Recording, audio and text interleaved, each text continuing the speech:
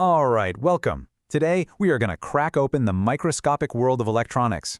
We're going to look at a tiny component that does a massive job, the flash memory chip that powers the devices you and I use every single day. So let's just dive right in. I mean, really think about it for a second. When you turn on your Wi-Fi router or your smart TV boots up, it has to follow a specific set of instructions, right? But where do those instructions live, especially when the power's been off all night? Well, that's exactly what we're going to get into today. So here's our game plan. We'll start with why this kind of memory is so important in the first place. Then, we'll meet the company that actually builds this little chip. After that, we'll get up close and personal with the chip itself, see where it's used in the real world, and finally, we'll touch on how these components even make it into our gadgets. Okay, so first things first. Before we can really appreciate this chip, we have to grasp the one fundamental idea that makes it so critical for pretty much all modern electronics. This right here is the secret sauce. It's called non-volatile memory. You know how the RAM in your computer just forgets everything the second you shut it down? Well, this stuff is the exact opposite. It has long-term memory. It's what holds on to the essential code, the firmware, that brings the device to life the moment you hit that power button. You know, every piece of tech has a creator, a team of engineers behind it. So who's the brain behind this powerful little component? Say hello to XTX Technology. These guys are specialists in exactly this kind of thing. Their whole world is designing and building memory chips that act as the digital backbone for a massive range of products we use. All right, it's time to meet the star of the show. Now, its name, XT26G04C-B, might be a bit of a mouthful, but what it does is actually really elegant and super powerful. So here's the deal.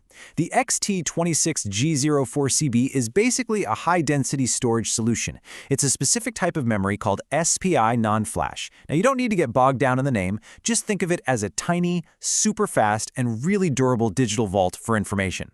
And this is so cool. Here we've got two different views of the chip. On the left, you see its physical connections. Those 8 little pins are literally how it talks to the rest of the device. And on the right, that's the internal logic, the brains of the operation. You can actually see its memory banks, its cache, and all the systems that keep your data safe and sound. The specs for a component like this tell you everything. They really tell the story of its performance, its reliability, and what it's truly capable of when the rubber meets the road. So let's check them out. First up is capacity. This chip holds 4 gigabits of data, which works out to 512 megabytes. Now, that might not sound like a lot compared to your phone, but it's a ton of space for the complex firmware that modern smart devices need to run. It uses a technology called single-level cell, or SLC, which basically means that each memory cell is built for speed and incredible durability. Next, let's talk reliability. This chip is rated for 10 years of data retention.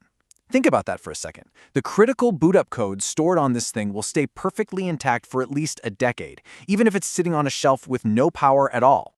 And this number, this is all about endurance. It can handle 100,000 program and erase cycles. That means it's built to be updated, to have its software rewritten and cleared over and over and over again without breaking a sweat. This makes it perfect for devices that get regular firmware updates. And the hits keep coming. It's fast, with a high-speed clock that makes reading data super snappy. It's secure, with built-in write protection and a unique ID for every single chip. And it's smart. It has something called an error correction code, or ECC. The best way to think of ECC is like a tiny automatic proofreader that's constantly checking for data errors and fixing them on the fly.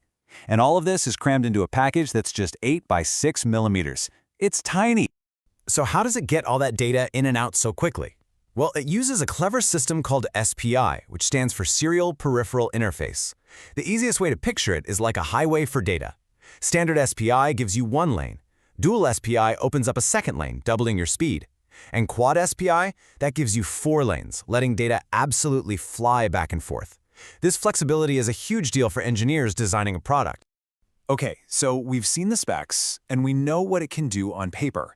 But what does all of this actually mean in the real world? Where does a chip like this really make a difference? This quote pretty much nails it. It's that combination of being fast, secure, and tough that makes this chip so valuable. It's not just about storing data, it's about storing it reliably and being able to access it in a flash. And here is where it all comes together. For your Wi-Fi router, that speed means you get online way faster after you plug it in. For a smart TV, that reliable storage makes sure the operating system loads perfectly every single time. And for the millions and millions of Internet of Things devices out there, this chip's small size and data integrity are absolutely crucial. It's the silent, reliable workhorse inside the tech we all depend on. So lastly, a tiny chip like this doesn't just magically appear inside a factory. There's an entire supply chain that's dedicated to getting these amazing little components into the hands of the people who build our products.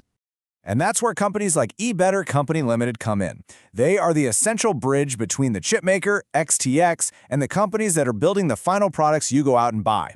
They handle all the logistics and support, making sure engineers have access to the exact components they need to build the next cool thing.